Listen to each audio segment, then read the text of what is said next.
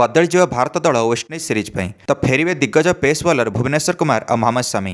ଏବେ ଖାଲି ସବୁଜ ସଂକେତ ପାଇଁ ଅପେକ୍ଷା ରହିଲା କୋଚ୍ ଗମ୍ଭୀର ଆଉ ଚୟନକର୍ତ୍ତା ଦ୍ୱାରା, କାରଣ ଏସିଆନ୍ ଗେମ୍ସ ଆଉ ୱେଷ୍ଟଇଣ୍ଡିଜ୍ର ଓଡିଆଇ ସିରିଜ୍ ଏକା ସହିତ ଅଛି। ଏସିଆନ୍ ଗେମ୍ସ 24 ସେପ୍ଟେମ୍ବରରୁ ଆରମ୍ଭ ହେବ T20 ଫର୍ମାଟ୍ରେ ଆଉ 1 ଅକ୍ଟୋବର ଯାଏଁ ଚାଲିବ। ୱେଷ୍ଟଇଣ୍ଡିଜ୍ ବିପକ୍ଷ ଓଡିଆଇ ସିରିଜ୍ 27 ସେପ୍ଟେମ୍ବରରୁ ଆରମ୍ଭ ହେବ ଆଉ 3 ଅକ୍ଟୋବର ଯାଏଁ ଚାଲିବ।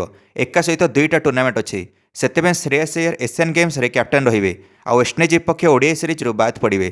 ୟାଙ୍କ ସହିତ ईशान किशन, अक्षर पटेल, नीतीश रेड्डी, वाशिंगटन सुंदर, हर्षित राणा और जसित बुमरा और अर्शदीप सिंह एमाने मध्य बाद पड़े श्रेयस सहित वेस्टइंडिज विपक्ष ओडीआई सीरीज रे, कारण एमाने एशियन गेम्स खेलिए। तो बुमरा, अर्शदीप और हर्षित राणा एणे घर सीरीज बाद पड़े वेस्टइंडिज विपक्ष में।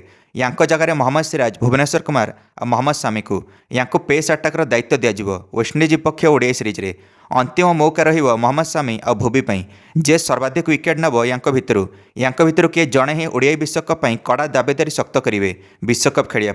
से भली अक्षर पटेल मध्य बाद पड़े वेस्टइंडिज विपक्ष ओडीआई सीरीज रू, से जाडेजा को पुणी आउ थे डाकर पड़ो। दर्शक बंधु मैंने जाडेजा को मुहे मुहे कही कोच गंभीर जे कड़ा दावेदार नुहंती ओडीआई विश्वकप खेलिया। एबे किंतु भाग्यर नियति देखंतु, पुणी आउ थे सुजोग मिलगला जाडेजा को ओडीआई रे कमबैक करने। एबे जाडेजा को बड़ कमबैक दरकार बैटिंग और बॉलिंग रे। गत 29 इनिंग्स हो जाडेजा बैट्रु गोटे भी अर्धशतक आसीना। 2020 शेष थर पर अर्धशतक मारिथिले जाडेजा आ बॉलिंग रे मध्य जाडेजा प्रदर्शन संतोषजनक होउनी। गत न्यूजीलैंड विपक्ष ओडीआई सीरीज रे गोटे विकेट पाइलेनी जाडेजा आ साउथ अफ्रीका विपक्ष ओडीआई सीरीज रे मात्र गोटे विकेट पाइथिले। ता सहित फील्डिंग रे मध्य यांकर सेते संतोषजनक प्रदर्शन नथिला। एबे ओडीआई रे ऑल राउंड प्रदर्शन करिया पई वेस्टइंडिज विपक्ष रे ठीक मौका अछि जाडेजा को सर्वोच्च उच्चकोटीर प्रदर्शन करिया पई बैटिंग और बॉलिंग और फील्डिंग रे। ता सहित श्रेयस जगह ऋतुराज गायकवाड़ को कमबैक मोका मिली ओडीआई स्क्वाड रे। गायकवाड़ शतक लगाई साउथ अफ्रीका विपक्ष ओडीआई सीरीज रे चलित वर्ष, किंतु न्यूजीलैंड विपक्ष ओडीआई सीरीज रू तापर बाद पड़े। 2027 रे ओडीआई विश्वकप रे कड़ा दावेदारी शक्त करने और टिकेट पाइबापी एटा हूँ ठीक मौका गायकवाड़ पई। ता सहित ईशान जगह बड़ कमबैक करेंगे wicket keeper batsman Rishabh Pant. Coach गंभीर पर ऋषभ पंत जगह पाइलेनी ओडीआई फर्माट्रे। ईशान किशन को एणिके फेवरेट खेलाड़ी रूप में गंभीर चयन कले ओडीआई फर्माट पर आ कहले जे पंत को आईपीएल प्रदर्शन संतोषजनक नुहे, से ओडीआई रे यांक पई जगह नहीं। किंतु गंभीर को प्लान टी फ्लॉप मारिला। ईशान किशन फ्लॉप हो गले इंग्लैंड विपक्ष ओडीआई सीरीज रे। ईशान किशन बड़ शट खेलिबारे विफल हेले इंग्लैंड माटी रे। पंत भली हिटर दरकार थिला इंग्लैंड रे। रोहित पर ऋषभ पंत ही सर्वाधिक छक्का लगाई इंग्लैंड विपक्ष ओडीआई फर्माट्रे, कारण रोहित शर्मा खातार 56टा छक्का अच्छी इंग्लैंड विपक्ष ओडीआई फर्माट्रे। तापर अच्छा ऋषभ पंत जहाँ खातार 55टा छक्का अच्छी इंग्लैंड विपक्ष ओडीआई फर्माट्रे। कारण ऋषभ पंत खेली जे 2022 रे भारत को जिताई ओडीआई सीरीज इंग्लैंड माटी रे। ऋषभ पंत शतक लगाई निर्णायक मुकाबला रे आ जिताई ओडीआई सीरीज।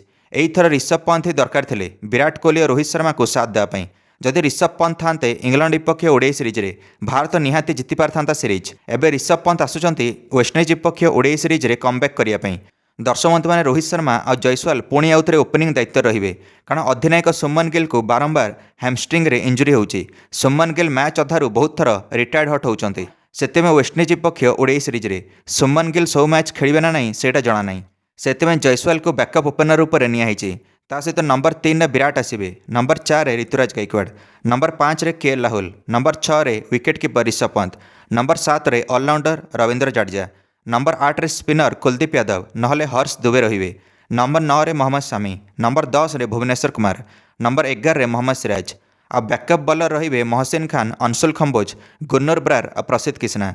समुदाय 3टा ओडीआई मैच खेल भारत बनाम वेस्टइंडिज मध्य। प्रथम ओडीआई मैच खेल सेप्टेम्बर 27 रे तिरुवनंतपुरम रे ए मैच खेल अपराह 2टारू मैच स्टार्ट हम।